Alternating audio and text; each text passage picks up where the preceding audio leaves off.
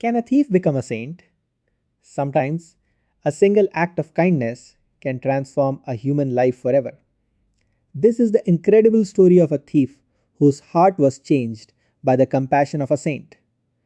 Let's hear the story from the life of Swami Vivekananda. In the town of Gazipur, on the peaceful banks of the river Ganga, lived a holy saint named Pavhari Baba.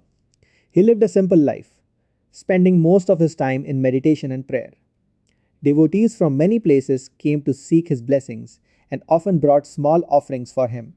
One night, a notorious dacoit decided to rob the saint's house. For many days, he had been secretly watching the place. He saw devotees bringing offerings and thought that the saint must have hidden treasures inside. Late at night, the thief quietly broke into the house. Inside the first chamber, he found several silver utensils. Thinking his plan had succeeded, he quickly filled his bag with them. But as he moved, the utensils clattered and made a loud noise. Hearing the sound, Pavhari Baba slowly came out of his meditation. What is that noise? He wondered.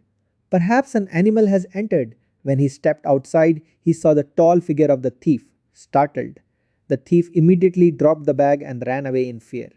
But something unexpected happened. Instead of calling for help or shouting at the thief, Pavhari Baba picked up the bag of utensils and ran after him.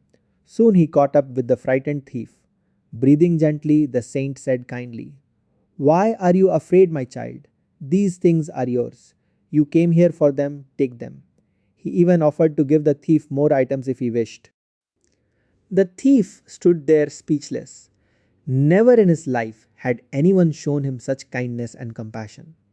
He left with the utensils, but with a heart that had begun to change. Years passed.